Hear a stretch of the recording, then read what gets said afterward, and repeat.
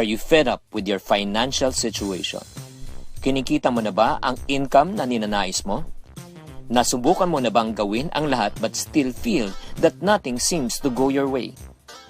Are you sick and tired of just living with just enough? These were the questions that I was asking myself when I was still struggling to earn, trying my best to make both ends meet.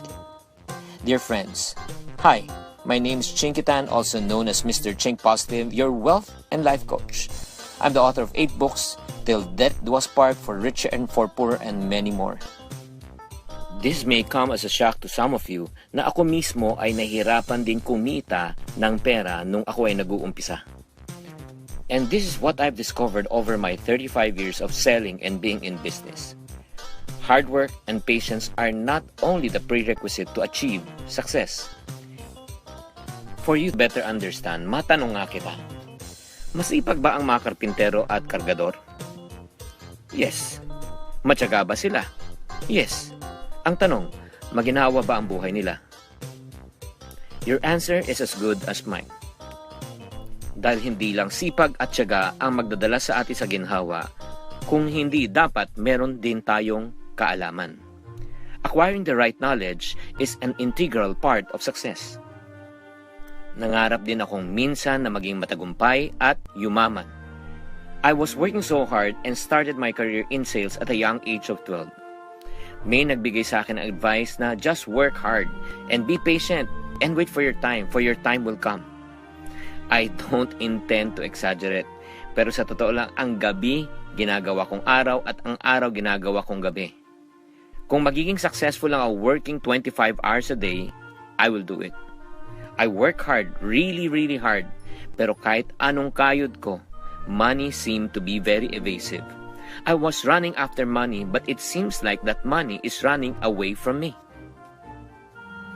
In reality, dumating na ako sa point ng frustration. I began to doubt and ask myself, meron bang mali akong ginagawa? When will I ever get out of this rut? Matutupad pa kaya ang pangarap ko para sa aking sarili at aking pamilya? Yayaman pa ba ako, or is wealth only for a chosen few?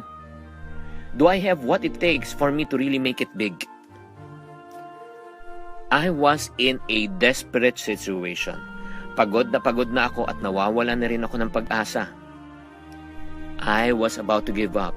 Then my life was totally transformed after reading a book that talked about the power to create wealth. It usually takes time for me to finish a book, but this was one of those books na hindi ko maibaba hanggang sa natapos ko siyang basahin. I then discovered why I wasn't earning the income I deserved. Ang problema pala ay hindi yung mga bagay na ginagawa ko, kundi the way I think. Ang main source pala ng problem ay mali ang aking money mindset. What is money mindset? Aminin man natin o hindi, the way we earn, save, handle, spend our money is only a reflection kung paano tayo pinalaki mula sa ating pagkabata. Kung ano ang ating narinig, nakita, na-experience when we were young forms our money mindset. Just imagine if you were born in a family of Henry C., the owner of SM. Ano kayang pinag-uusapan nila araw-araw? Probably how to create more money, how to expand their businesses.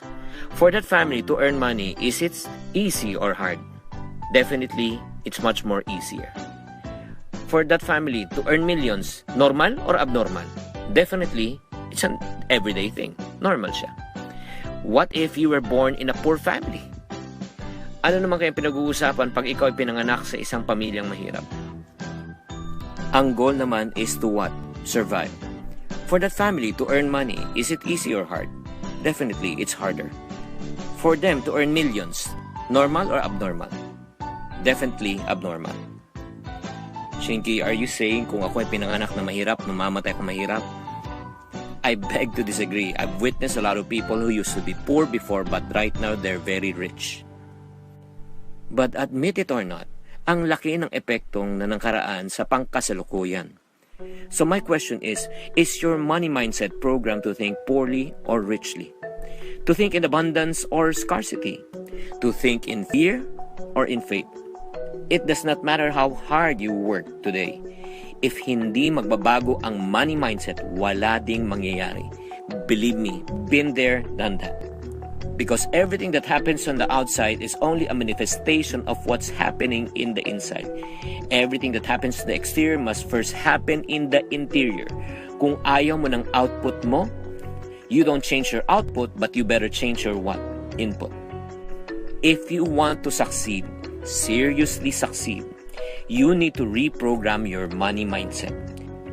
You need to understand kung paano mag-isip ang mga rich and how they run their daily affairs. You need to unlearn and relearn new habits para makakuha ng different result.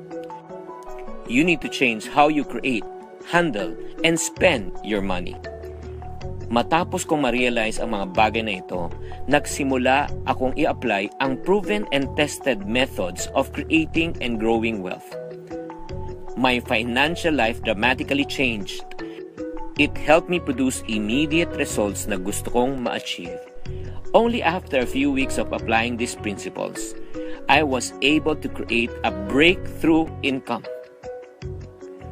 From an average income of 15,000 per month, it became 25,000. From 25, it became 50,000. From 50, it became 100,000. And then it never stopped. Napakasaya ko. Shock and surprise na ganun lang pala kasimple yun. Years of struggling and hard work now finally paid off.